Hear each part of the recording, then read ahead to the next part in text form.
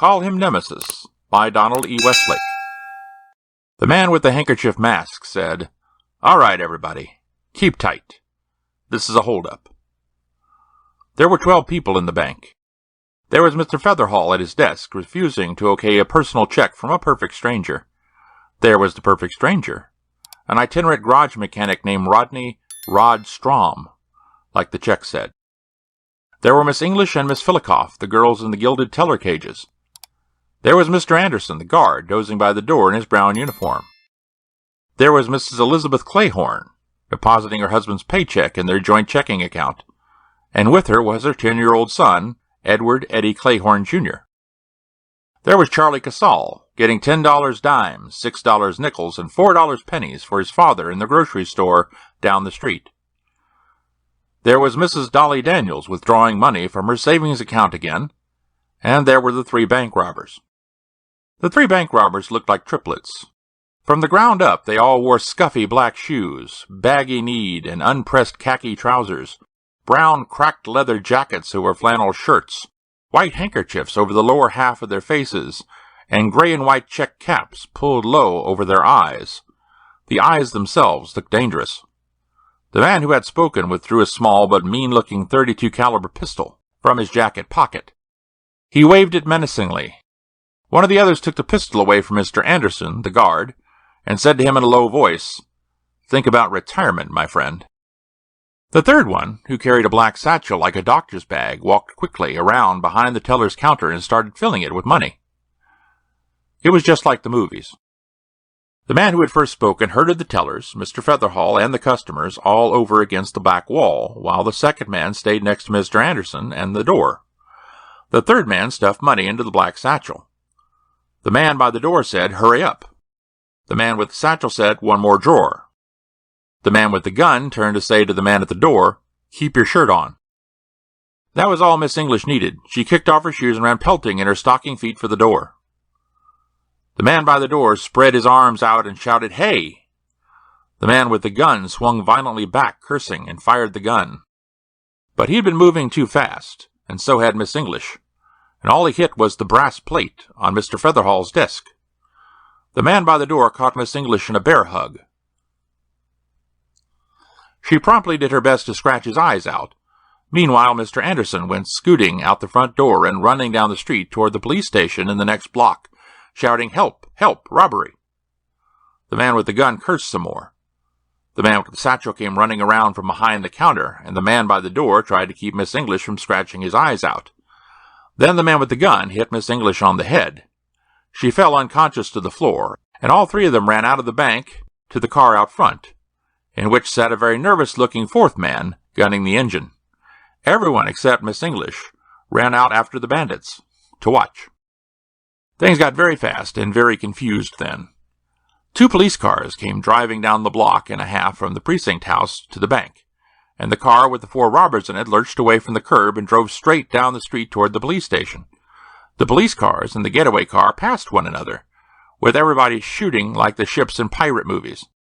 There was so much confusion that it looked as though the bank robbers were going to get away after all.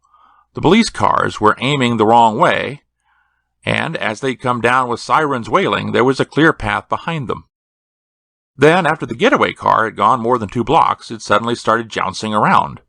It smacked into a parked car and stopped, and all the police went running down there to clap handcuffs on the robbers when they crawled dazedly out of their car. "Hey," said Eddie Clayhorn, 10 years old. "Hey, that was something, huh, Mom?" "Come along home," said his mother, grabbing his hand. "We don't want to be involved." "It was the nuttiest thing," said Detective Sergeant Stevenson. "An operation planned that well, you'd think they'd pay attention to their getaway car, you know what I mean?" Detective Sergeant Pauling shrugged.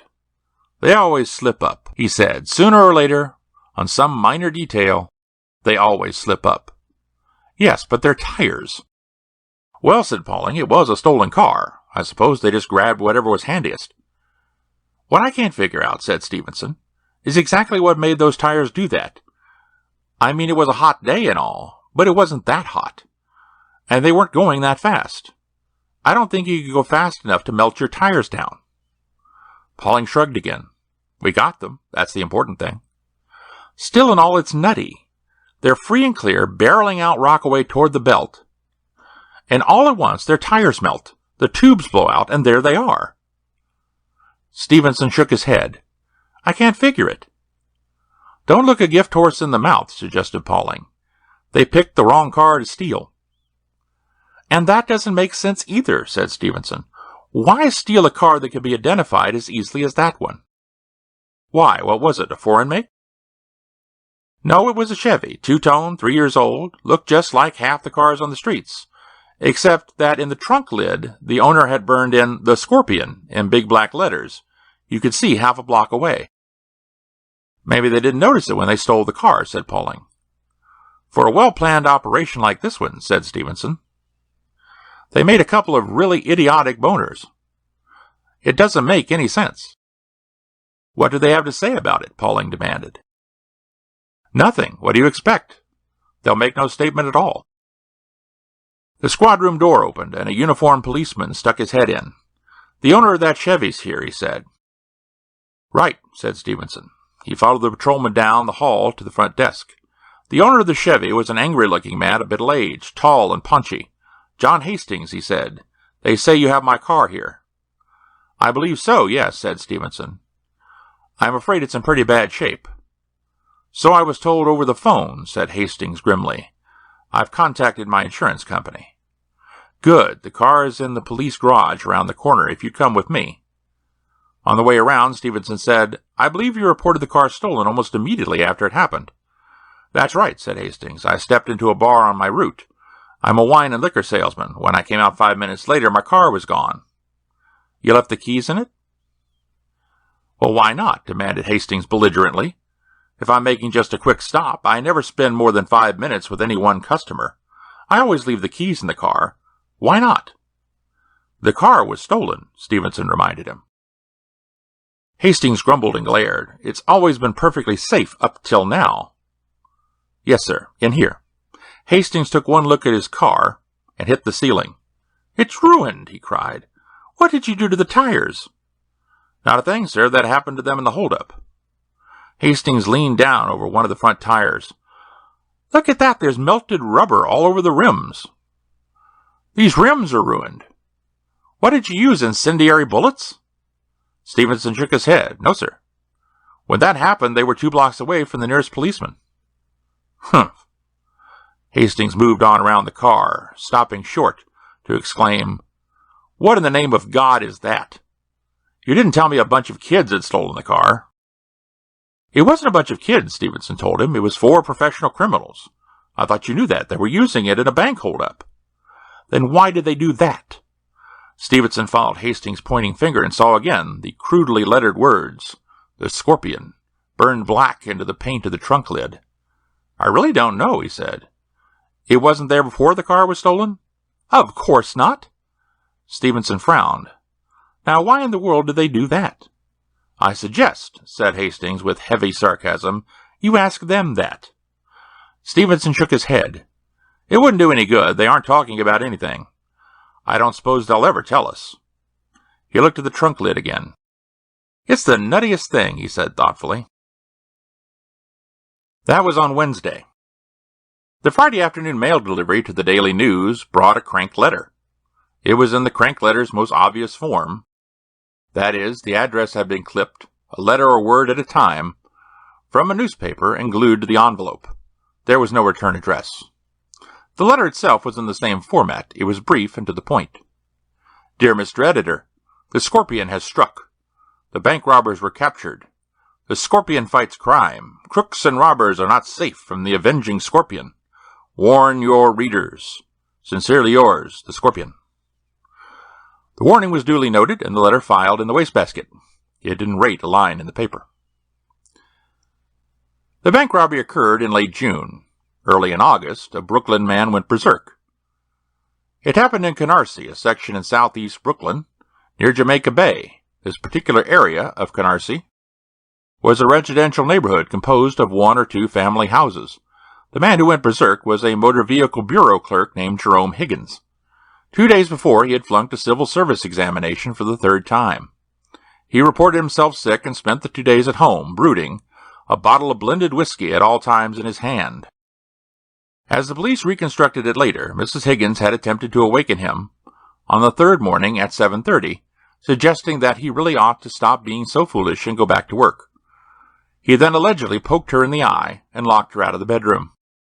Mrs. Higgins then apparently called her sister-in-law, a Mrs. Thelma Stodbetter, who was Mr. Higgins' sister. Mrs. Stodbetter arrived at the house at 9 o'clock and spent some time tapping at the still-locked bedroom door, apparently requesting Mr. Higgins to unlock the door and stop acting like a child. Neighbors reported to the police that they heard Mr. Higgins shout a number of times, "Go away, can't you let a man sleep?" At about 10:15, neighbors heard shots from the Higgins residence, a two-story, one-family pink stucco affair in the middle of a block of similar homes. Mr. Higgins, it was learned later, had suddenly erupted from his bedroom, brandishing a .30-30 hunting rifle, and being annoyed at the shrieks of his wife and sister, had fired 7 shells at them, killing his wife on the spot and wounding his sister in the hand and shoulder. Mrs. Stodbetter, wounded and scared out of her wits, raced screaming out the front door of the house, crying for the police and shouting, "Murder! Murder!"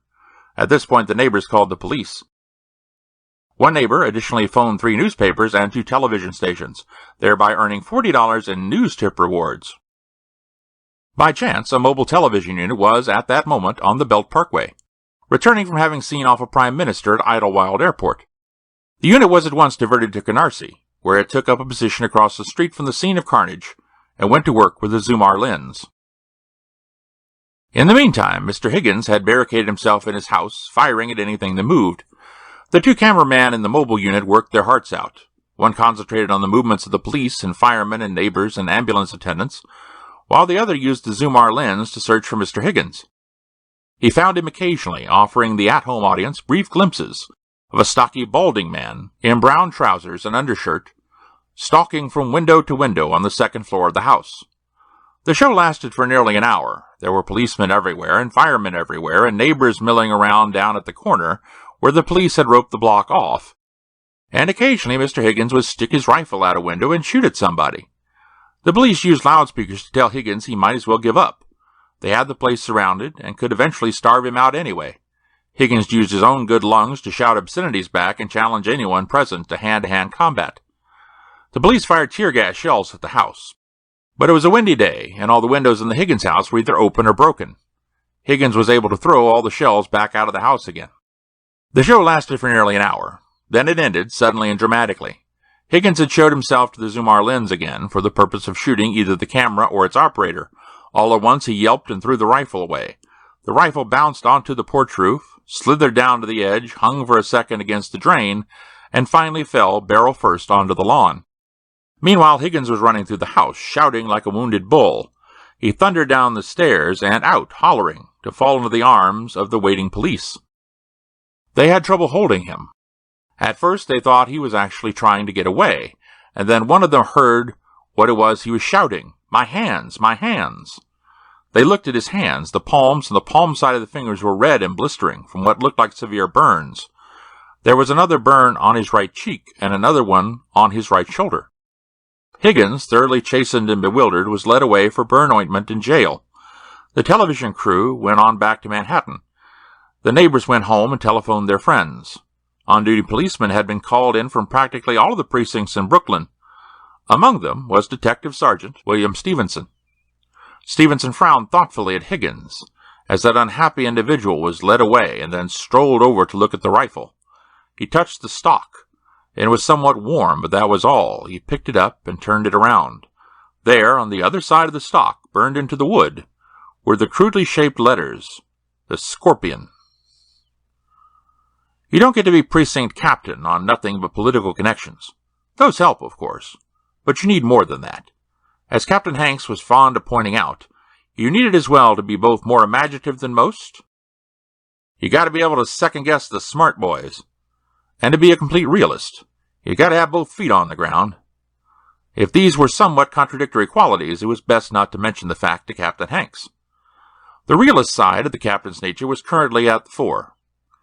"Just what are you trying to say, Stevenson?" he demanded. "I'm not sure," admitted Stevenson. "We've got these 2 things. First, there's the getaway car from that bank job. The wheels melt for no reason at all, and somebody burns the Scorpion onto the trunk. Then yesterday, this guy Higgins out in Canarsie. He says the rifle all of a sudden got too hot to hold, and he's got the burn marks to prove it. And there on the rifle stock, it is again, the scorpion. He says he put that on there himself, said the captain. Stevenson shook his head. His lawyer says he put it on there. Higgins says he doesn't remember doing it. That's half the lawyer's case. He's trying to build up an insanity defense. He put it on there himself, Stevenson, said the captain with weary patience. What are you trying to prove? I don't know. All I know is it's the nuttiest thing I ever saw. And what about the getaway car? What about those tires melting? They were defective, said Hanks promptly. All 4 of them at once? And what about the thing written on the trunk? How do I know? Demanded the captain. Kids put it on the car before it was stolen, maybe. Or maybe the Hoods did it themselves. Who knows? What do they say? They say they didn't do it, said Stevenson. And they say they never saw it before the robbery, and they would have noticed it if it had been there. The captain shook his head. I don't get it, he admitted. What are you trying to prove? I guess, said Stevenson slowly, thinking it out as he went along. I guess I'm trying to prove that somebody melted those tires and made that rifle too hot and left his signature behind. What? You mean like in the comic books? Come on, Stevenson. What are you trying to hand me? All I know, insisted Stevenson, is what I see. And all I know, the captain told him, is Higgins put that name on his rifle himself. He says so. And what made it so hot? Hell, man, he'd been firing that thing at people for an hour. What do you think made it hot? All of a sudden? He noticed it all of a sudden when it started to burn him. How come the same name showed up each time then? Stevenson asked desperately. How should I know? You know as well as I do these things happen. Bunch of teenagers burgle a liquor store and they write the Golden Avengers on the plate glass and lipstick. It happens all the time. Why not the scorpion? It couldn't occur to 2 people? But there's no explanation, started Stevenson. What do you mean there's no explanation? I just gave you the explanation. Look, Stevenson, I'm a busy man. You got a nutty idea, like Wilcox a few years ago. Remember him? Got that idea there was a fiend around loose stuffing all those kids into abandoned refrigerators to starve. He went around trying to prove it and getting all upset, and pretty soon they had to put him away in the nuthatch. Remember? I remember, said Stevenson. Forget this silly stuff, Stevenson, the captain advised him. Yes, sir, said Stevenson. The day after Jerome Higgins went berserk, the afternoon mail brought a crank letter to the Daily News. Dear Mr. Editor, you did not warn your readers. The man who shot all those people could not escape the scorpion. The scorpion fights crime. No criminal is safe from the scorpion. Warn your readers. Sincerely yours, the scorpion. Unfortunately, this letter was not read by the same individual who had seen the first one 2 months before. At any rate, it was filed in the same place and forgotten. Halloween is a good time for a rumble. There's too many kids around for the cops to keep track of all of them, and if you're picked up carrying a knife or a length of tire chain or something, why, you're on your way to a Halloween party and you're in costume. You're going as a JD. The problem was this schoolyard. It was a block wide with entrances on 2 streets. The street on the north was Challenger territory, and the street on the south was Scarlet Raider territory, and both sides claimed the schoolyard. There had been a few skirmishes. A few guys from both gangs had been jumped and knocked around a little, but that had been all. Finally, the warlords from the 2 gangs had met and determined that the matter could only be settled in a war. The time was chosen, Halloween. The place was chosen, the schoolyard. The weapons were chosen, pocket knives and tire chains, okay, but no pistols or zip guns. The time was fixed, 11 p.m., and the winner would have undisputed territorial rights to the schoolyard, both entrances. The night of the rumble, the gangs assembled in their separate club rooms for last-minute instructions. Debs were sent out to play chicken at the intersections nearest the schoolyard, both to warn of the approach of cops and to keep out any non-combatant kids who might come wandering through. Judy Canzanetti was a Deb with the Scarlet Raiders. She was 15 years old, short and black-haired, and pretty in a movie magazine gum-chewing sort of way. She was proud of being in the auxiliary of the Scarlet Raiders and proud also of the job that had been assigned to her. She was to stand chicken on the southwest corner of the street. Judy took up her position at 5 minutes to 11. The streets were dark and quiet. Few people cared to walk this neighborhood after dark, particularly on Halloween. Judy leaned her back against the telephone pole on the corner, stuck her hands in the pockets of her Scarlet Raider jacket, and waited. At 11 o'clock, she heard indistinct noises begin behind her. The rumble had started. At 5 after 11, a bunch of little kids came wandering down the street. They were all about 10 or 11 years old, and most of them carried trick-or-treat shopping bags. Some of them had Halloween masks on. They started to make the turn toward the schoolyard. Judy said, "Hey, you kids, take off." One of them, wearing a red mask, turned to look at her. "Who, us?" "Yes, you. Stay out of that street. Go on down that way." "The subway's this way," objected the kid in the red mask. "Who cares? You go around the other way." "Listen, lady," said the kid in the red mask, aggrieved. "We've got a long way to go to get home." "Yeah," said another kid in a black mask, "and we're late as it is." "I couldn't care less," Judy told them callously. "You can't go down that street." "Why not?" demanded yet another kid. This one was in the most complete and elaborate costume of them all, black leotards and a yellow shirt and a flowing black cape. He wore a black and gold mask and had a black knit cap jammed down tight onto his head. "Why can't we go down there?" this apparition demanded. "Because I said so," Judy told him. "Now you kids get away from here. Take off." "Hey," cried the kid in the black and yellow costume. "Hey, they're fighting down there." "It's a rumble," said Judy proudly. "You twerps don't want to be involved." "Hey," cried the kid in the black and yellow costume again, and he went running around Judy and dashing off down the street. "Hey, Eddie," shouted one of the other kids. "Eddie, come back." Judy wasn't sure what to do next. If she abandoned her post to chase the one kid who'd gotten through, then maybe all the rest of them would come running along after her. She didn't know what to do. A sudden siren and a distant flashing red light solved her problems. "Cheese," says one of the kids. "The cops." "Fuzz," screamed Judy. She turned and raced down the block toward the schoolyard, shouting, "Fuzz! Fuzz! Clear out, it's the Fuzz!" But then she stopped, wide-eyed, when she saw what was going on in the schoolyard. The guys from both gangs were dancing. They were jumping around, waving their arms, throwing their weapons away. Then they all started pulling off their gang jackets and throwing them away. Whooping and hollering. They were making such a racket themselves that they never heard Judy's warning. They didn't even hear the police sirens, and all at once both schoolyard entrances were full of cops. A cop had tight hold of Judy, and the rumble was over. Judy was so baffled and terrified that everything was just one great big blur. But in the middle of it all, she did see the little kid in the yellow and black costume go scooting away down the street. And she had the craziest idea that it was all his fault. Captain Hanks was still in his realistic cycle this morning, and he was impatient as well. "All right, Stevenson," he said. "Make it fast. I got a lot to do this morning. And I hope it isn't this comic book thing of yours again." "I'm afraid it is, Captain," said Stevenson. "Did you see the morning paper?" "So what?" "Did you see that thing about the gang fight up in Manhattan?" Captain Hanks sighed. "Stevenson," he said wearily, "are you going to try to connect every single time the word scorpion comes up? What's the problem with this one? Those kid gangs have names, so what?" "Neither of them was called the Scorpions," Stephen told him. "One of them was the Scarlet Raiders, and the other gang was the Challengers." "So they changed their name," said Hanks. "Both games, simultaneously, to the same name?" "Why not? Maybe that's what they were fighting over." "It was a territorial war," Stevens reminded him. "They've admitted that much. It says so in the paper. And it also says they all deny ever seeing that word on their jackets until after the fight." "Bunch of juvenile delinquents," said Hanks in disgust. "You take their word?" "Captain, did you read the article in the paper?" "I glanced through it." "All right. Here's what they say happened. They say they started fighting 11 o'clock.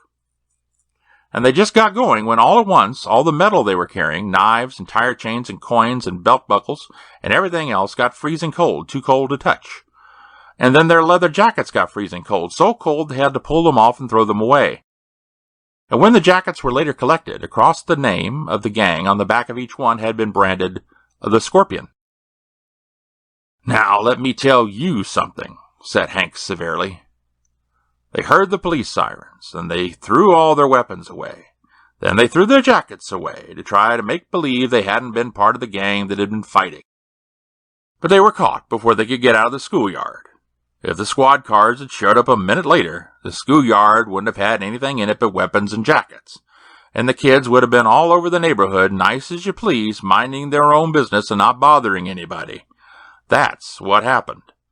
And all this talk about freezing cold and branding names into jackets is just some smart-aleck punk's idea of a way to razz the police. Now, you just go back to worrying about what's happening in this precinct, and forget about kid gangs up in Manhattan and comic book things like the Scorpion, or you're going to wind up like Wilcox with that refrigerator business. Now, I don't want to hear any more about this nonsense, Stevenson. Yes, sir, said Stevenson.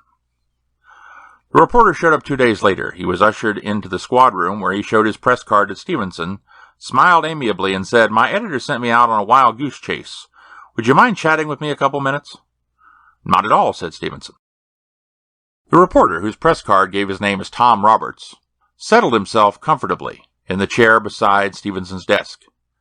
"You were the one handled that bank job down the street back in June, weren't you?" Stevenson nodded. Roberts gave an embarrassed chuckle and said, "Okay. I've got just one question. You answer no, and then we can talk about football or something. I mean, this is just a silly wild goose chase, frankly. I'm a little embarrassed about it." "Go ahead and ask," Stevenson told him. "Okay, I will. Was there the word Scorpion connected with that bank job at all? In any way at all?" Stevenson looked at the reporter and smiled. He said, "As a matter of fact, Mr. Roberts, there was." Roberts blinked. "There was?" "Yes, indeedy. There certainly was." And Stevenson told him the full story of the bank job. "I see," said Roberts dazedly when Stevenson was finished. "I see, or I don't see. I don't see it at all." "Your turn," Stevenson told him. "Now tell me what made you ask that." "This," said Roberts. He reached into the inside pocket of his sport jacket and withdrew a business-sized envelope which he handed over to Stevenson. It was another crank letter, in the same newspaper clipping form as the first two. It read, "Dear Mr. Editor, the bad boys were captured. They could not escape the Scorpion. I left the mark of the Scorpion on their jackets. Criminals fear the mark of the Scorpion. They cannot escape. This is my third letter to you. You should warn all criminals to leave the city. They cannot escape the Scorpion. Warn your readers. Sincerely yours, the Scorpion." Stevenson read the letter. "Well, well," he says. "He says that's the third letter," Roberts pointed out. "We asked around the office and we found out who got the first two. They were both back-a-ways. The first one was early in the summer, and the guy who read it remembered it said something about a bank robbery. So I was sent out this morning to check up on bank robberies in June and July. You're the third one I've talked to this morning. The first two figured me for some kind of nut." "My captain figures me the same way," Stevenson told him. "What about the second letter? Oh, wait, don't tell me. I'll tell you. It's the guy in August, the one who ran amok over in Canarsie." "Right you are," said Roberts. "How did you know?" "I was there. He left his mark on the rifle stock." "Okay," said Roberts, "so there's something in it after all." "There's something in it," said Stevenson. "The question is what?" "Well," said Roberts, "what have we got so far? Somebody, call it person or persons unknown for the fun of it, is stepping in every once in a while when there's a crime being committed. He stops it. He calls himself the Scorpion, and he uses some pretty dizzy methods. He melts automobile tires, makes a rifle too hot to hold, makes knives and leather jackets ice cold. How in the heck does he do things like that?" "Yeah," said Stevenson, "and just incidentally, who is he?" "Well," said Roberts, "he's a kid. That much is obvious. The whole letter sounds like a kid, talking about the bad boys and stuff like that." "What do you figure, some scientist kid, maybe?" "Maybe," said Roberts. "His old man is working on something in his little old laboratory in the cellar, and every once in a while the kid sneaks in and makes off with a ray gun or whatever it is." Roberts laughed. "I feel silly even talking about it," he said.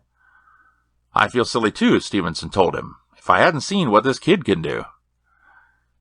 "Can you work anything out from the timing?" Roberts asked him. "He seems to show up every couple of months." "Let me check." Stevenson went over to the filing cabinet and looked up the dates.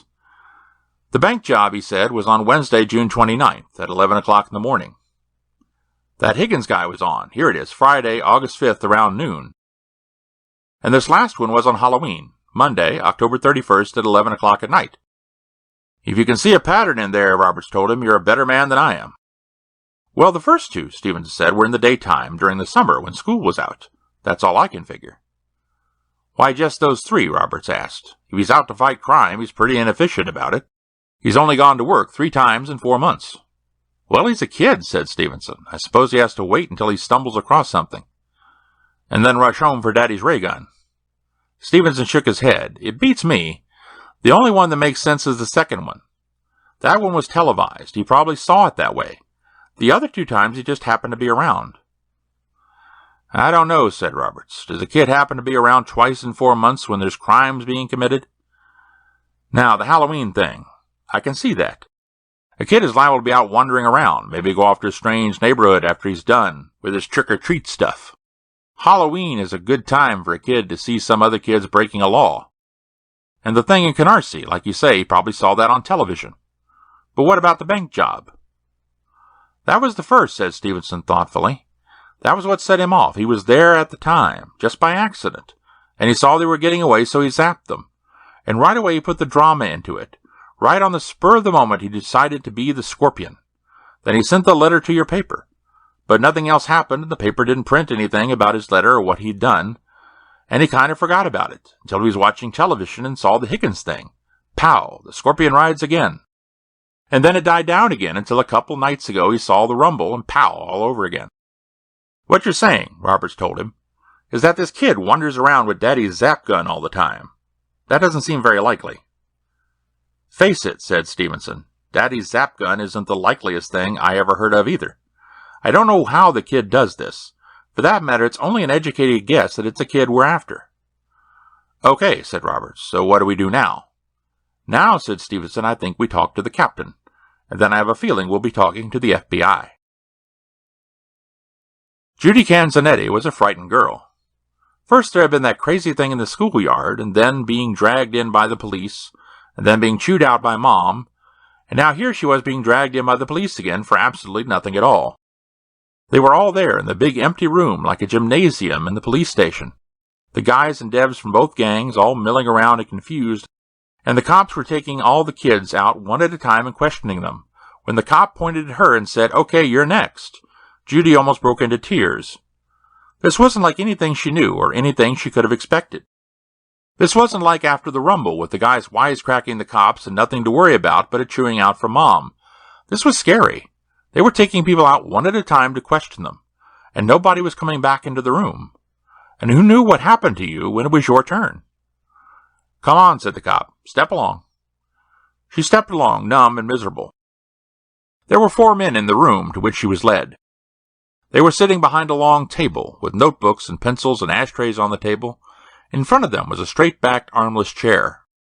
The cop set her down in the chair and left the room. One of the men said, "Your name is Judy Canzanetti, is that right?" "Yes, sir," it came out in a whisper. She cleared her throat and tried again. "Yes, sir." "You don't have to be frightened, Judy," said the man. "You aren't going to be accused of anything. My name is Marshall, Stephen Marshall. The gentleman on my right is Stuart Lang. We're with the FBI. That gentleman there is Mr. Stevenson, and he's a detective from Brooklyn. And that there is Mr. Roberts, and he's a reporter. We all simply want to ask you 1 or 2 questions, all right?" The man was obviously trying to calm her down, make her relax, and he succeeded to some extent. Judy said, "Yes, sir," in a small voice, and nodded, no longer quite so frightened. None of the 4 men were particularly frightening in appearance. The 2 FBI men were long and lean, with bleak, bony faces like cowboys. The detective was a short, worried-looking man with a paunch and thinning black hair, and the reporter was a cheerful, round-faced man in a loud sport coat and a bow tie. "Now," said Marshall, "you were present at the time of the gang fight on Halloween, is that right?" "Yes, sir." "Well, no, sir. Not exactly. I was down at the corner." Mr. Marshall smiled briefly. "On lookout?" he asked. "Yes, sir." "I see. And do you remember seeing anyone present at all aside from the boys and the 2 gangs and the police?" "No, sir. That is, except a bunch of little kids. They came along just before the police." "A bunch of little kids." The detective named Stevenson said urgently, "Did you recognize any of them?" "No, sir. They weren't from around the neighborhood." Marshall said, "You never seen them before?" "No, sir. They were just a bunch of little kids. Grade school kids. They were out with costumes on and everything, playing trick-or-treat." "Did they go near the schoolyard at all?" "No, sir, except for one of them. You see, I was supposed to keep people away, tell them to go around the other way. And these kids came along. I told them to go around the other way.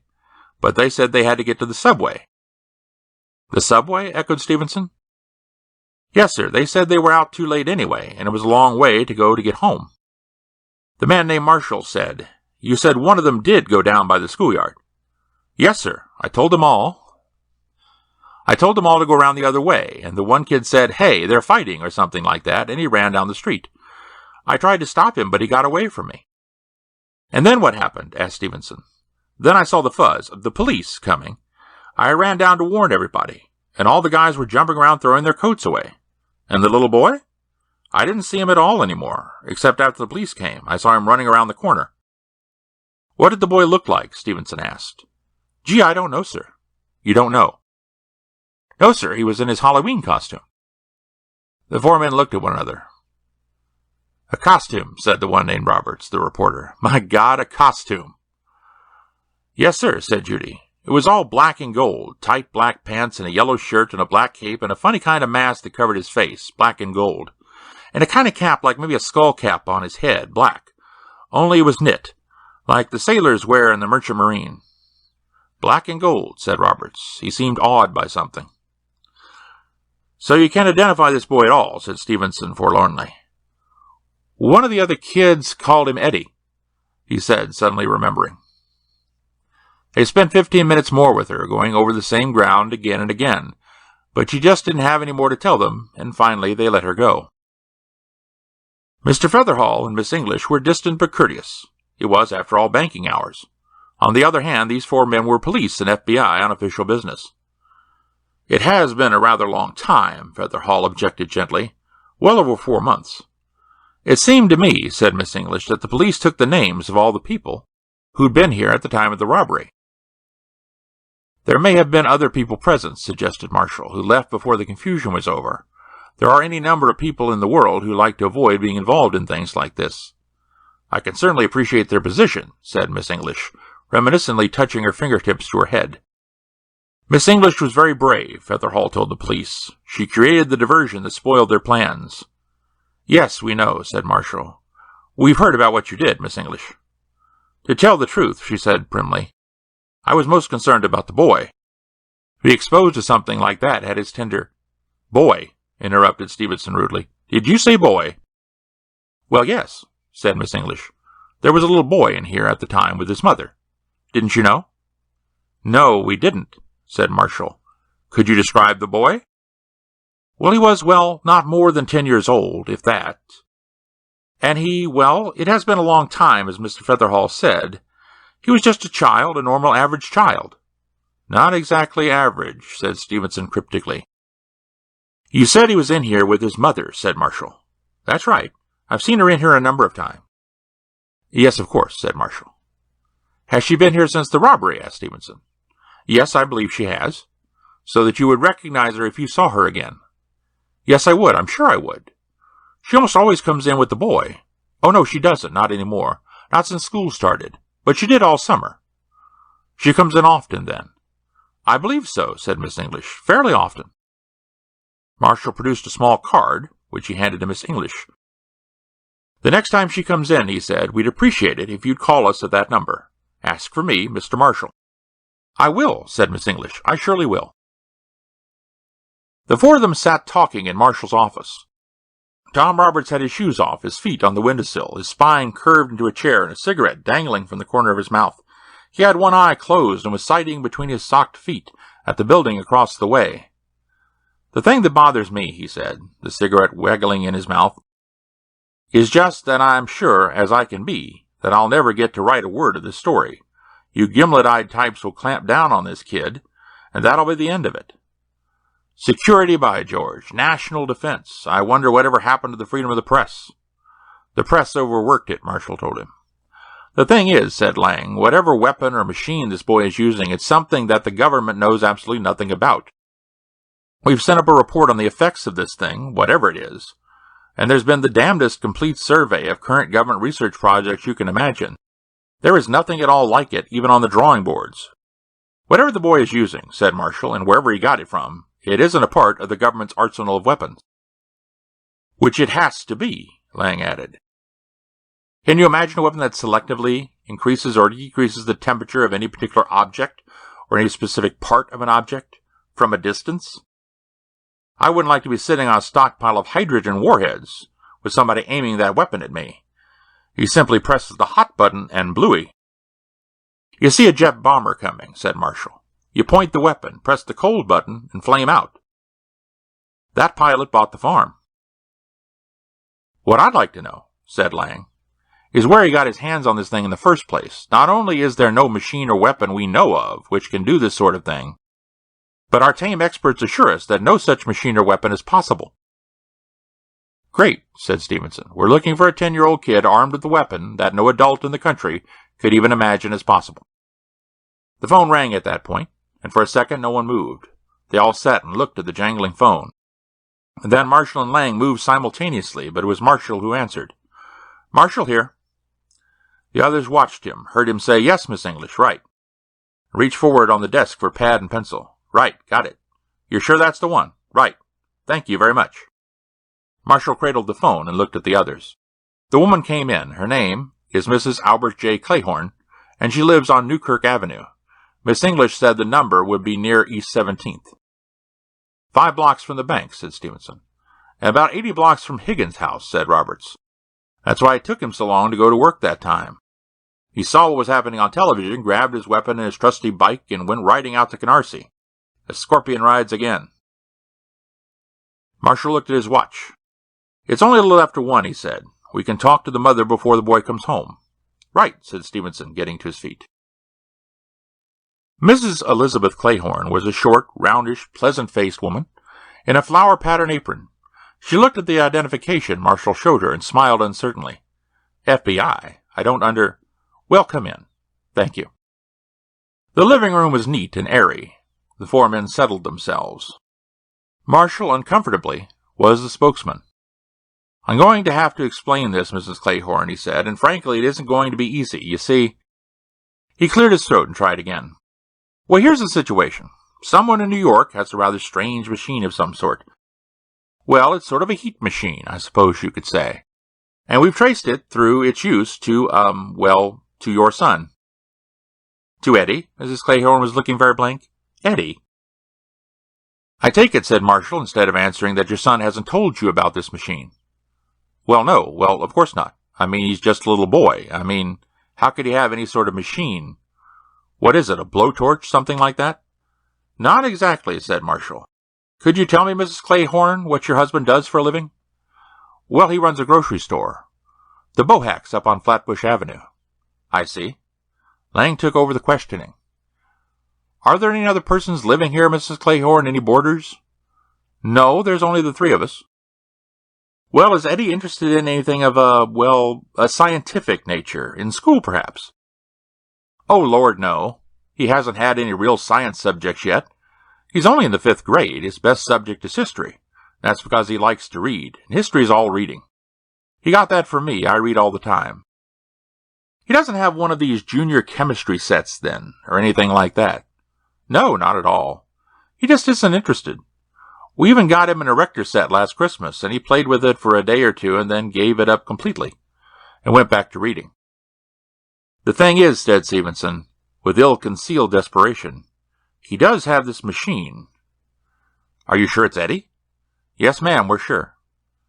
Mrs. Clayhorn, said Marshall, the boy does have this machine. The government is very interested in it, and, well, I don't see how a 10-year-old boy, but if you say so, then I suppose it's so. Of course, he'll be home from school at 3:30. You could ask him if you want. We'd rather not just yet, said Marshall. We think it might not be the best idea. As you say, Eddie is very interested in reading. He's been using this machine, and, he's been making a big secret out of it, like the characters in comic books. We wouldn't want to spoil the secret for him, at least not until we actually have the machine in our possession. I see, said Mrs. Clayhorn doubtfully. Ma'am, said Stevenson, we don't have any sort of search warrant, but we would like to take a look in Eddie's room with your permission. Well, if you really think it's important. It is, said Marshall. Then I suppose it's all right. It's the door on the right at the end of the hall. The 3 men, feeling large and cumbersome, searched the boy's room. It was a boy's room, nothing less and nothing more. The closet floor and shelves were stacked with comic books. There were baseball trading cards in the top bureau drawer. There were pennants on the walls. There was no heat machine, nor any hint of a heat machine.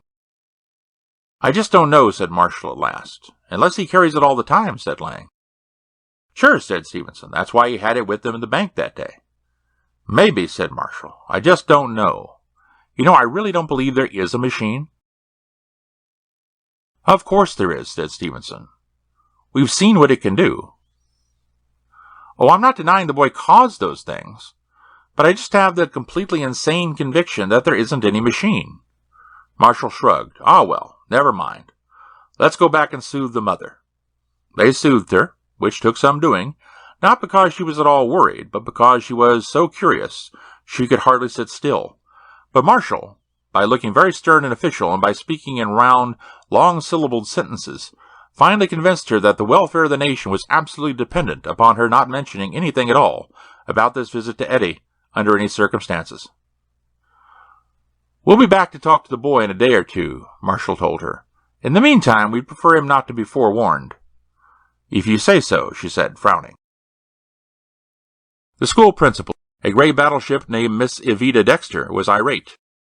The idea that pornographic materials were being sold in her schoolyard was absurd. It was ridiculous. It was unheard of.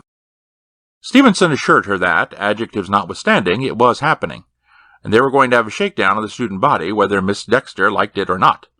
Detective Sergeant Stevenson and his associates, Marshall and Lang, were going to go through the student body with a fine-tooth comb. Neither Marshall nor Lang had mentioned the fact that they were from the FBI. The search began at 9:45 in the morning and ended at 12:10. On the persons of 3 eighth-grade boys, they found pornographic photos. On the person of Eddie Clayhorn, they found absolutely nothing. Abner Straight Man Long was a government expert. He was more or less a government expert in the ready reserve, since he had never once been called upon to use his expertise for the government. Not until now. Abner Straight Man Long was resident professor of psychology at Mandar University. He was also one of the world's foremost and best-known experimenters in the area of parapsychology, also called extrasensory perception, also called psionics. The government, as a matter of principle, didn't believe in psionics, but the government, also as a matter of principle, kept a psionics expert handy, just in case. The just in case had maybe happened. Professor Long sat in Marshall's office and listened stolidly to the problem. The expert was a tall, barrel-chested man, with a fantastic shock of white hair exploding out in all directions from his head. His nose was bulbous, his jaw out-thrust, his eyes deep-set, his ears hairy, his hands huge, and his feet huger. He looked like a dressed-up lumberjack of the old school. He listened and they talked, and every once in a while he nodded and said, "Huh?" His voice was, predictably, basso profundo. Then they were finished, and Professor Long summed it all up. "He changes the temperature of objects, yes?" "Yes," said Marshall. "You looked for a machine, yes?" "Yes, and we didn't find it." "And your thermodynamics people said no such machine could exist anyway, yes?" "That's right." "Then why did you look for it?" "Because," said Marshall desperately, "we've seen it in action. That is, we've seen the result of its use." "Yes," said the professor. He sucked on his lower lip and abstractedly watched his thumbs twiddle. "Pyrotic," he announced at last. "I beg your pardon?" asked Marshall. "Pyrotic," repeated the professor. Yes, pyrotic. Do you know what that is?" "No," said Marshall. "Good," said the professor. "Neither do I, but I have a theory." There are more theories than there are phenomena. That always happens. But listen to this theory. The mind reaches into the object on the molecular level and adjusts the molecules so. The temperature changes, do you see? "Not exactly," said Marshall doubtfully. "Neither do I. Never mind. I know lots of theories. None of them make any sense. But they all try to explain." "If you say so," said Marshall. "Yes, I say so. Now, as a psychologist, I will tell you something else. This boy has made this secret, yes? This Scorpion, he calls himself. And like his heroes of the comic books, he uses his power for good. Shazam, yes. Captain Marvel?" "Yes," said Stevenson, nodding emphatically. "Now what happens if you go to the boy and tell him, We know you are the Scorpion. Your secret is out. What happens then?" "I don't know," said Marshall. "Think," suggested Professor Long. "Batman, let us say, or Superman. Quite apart from fighting crime, what is the major task confronting these heroes? That of maintaining the secrecy of their identity, yes?" The four men nodded. "Now," said Professor Long, "to the mind of a 10-year-old boy, what is the implication? The implication is this: if the secret of the identity is lost, the power of the hero is also lost. That is the clear implication, yes?" "You mean this boy wouldn't be able to do it anymore if we went and talked to him?" asked Lang. "I don't say that," cautioned the professor. "I do say this: he will believe that he has lost the power, and this belief may be sufficient to destroy the power. Yes?"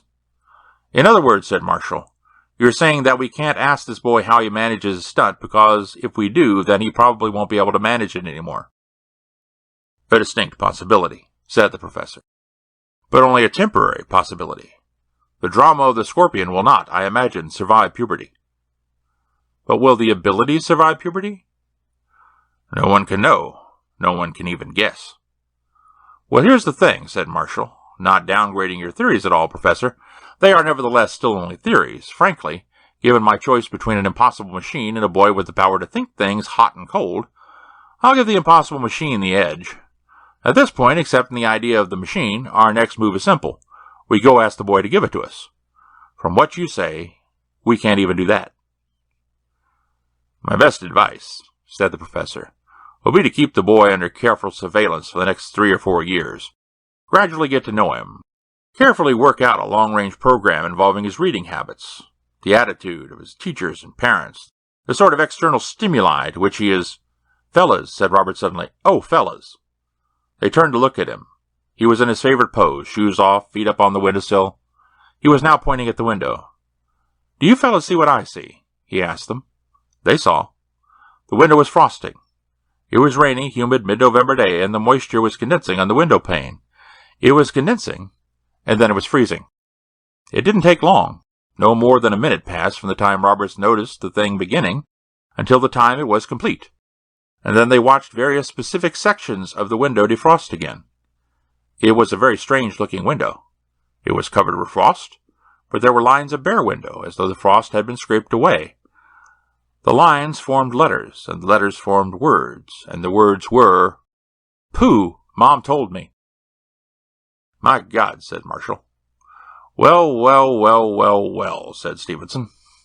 "Yes," said Professor Long. He nodded and turned away from the window to look at the door. "You may come in now, Eddie," he called. The door opened, and Eddie Clayhorn stood there in civilian clothes. He beamed at the window.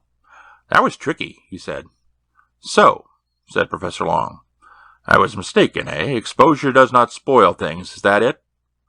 "Sometimes," said Eddie Clayhorn. "The hero has 1 or 2 trusted friends in the police force who know who he is and give him tips about criminals. But they never tell anybody." "Of course," said Professor Long, "and we are your trusted friends, yes?" "Sure, but you can't tell my parents or anybody." Roberts leaned forward and gingerly touched the frosted window. It was cold, very cold. He turned and looked with awed eyes at Eddie Clayhorn. Slowly he smiled. "Scorp, old boy," he said, "you can just call me Tonto Kimosabe." End of Call Him Nemesis by Donald E Westlake.